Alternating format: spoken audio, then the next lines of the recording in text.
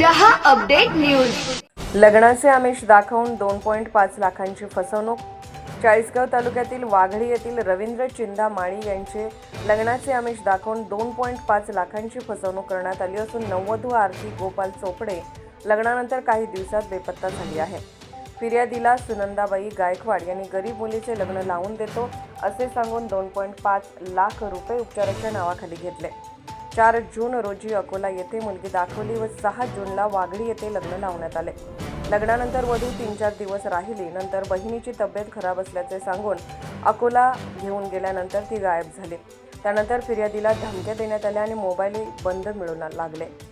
अखेर हे फसवणूक रॅकेट असल्याचे स्पष्ट झाल्यानंतर रवींद्र माळी यांनी चाळीसगाव ग्रामीण पोलीस ठाण्यात तक्रार नोंदवली।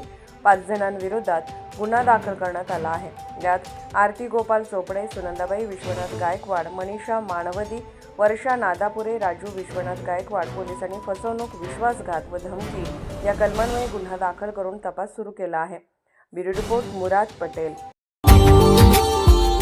Subscribe now and press the bell icon. Never miss an update.